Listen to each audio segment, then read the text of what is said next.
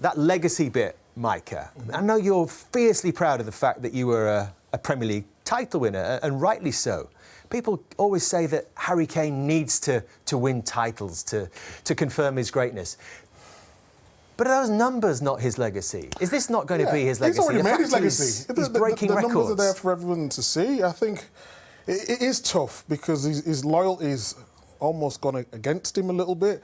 When Spurs, you know, they're fighting for the Champions League, he's always been a top player. We've been saying it for years, but a lot of people will say, well, show us your trophies at the end of your career. Who says that?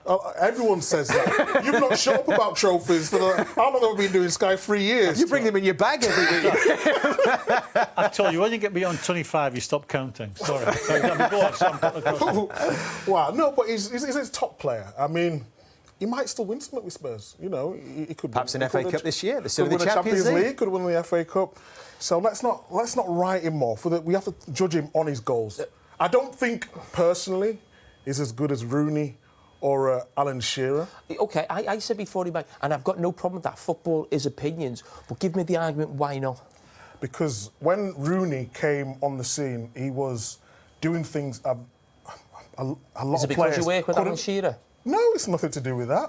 Alan Shearer was scoring goals for fun. 35 OK, 35 goals.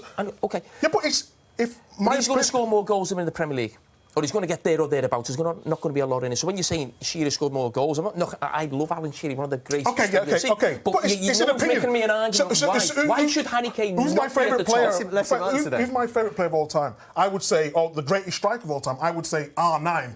But Ronaldo's numbers and Messi's numbers are different. Get back to Alan Shearer. Yeah, it is. So Alan Shearer, in terms of what he did and...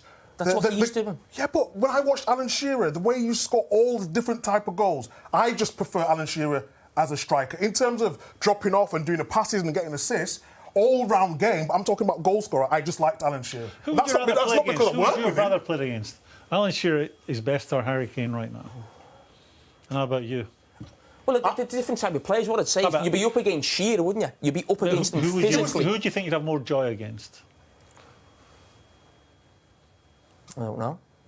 See, I think Alan Shearer bullied people. Yeah, I think OK, he was more up for it. Come on, then, if you want it that way. Where Harry's maybe a little bit cuter, but the thing about what I find fascinating about Harry Kane is that every striker we've all played with, naturally, as they get older, they drop deeper because they don't have the pace or the physicality to hit defenders, what you're talking about in terms of like a Shearer or someone playing right up front. So they come deeper naturally for the ball. But his goal-scoring record, and normally the goals get less as they get older because of that reason.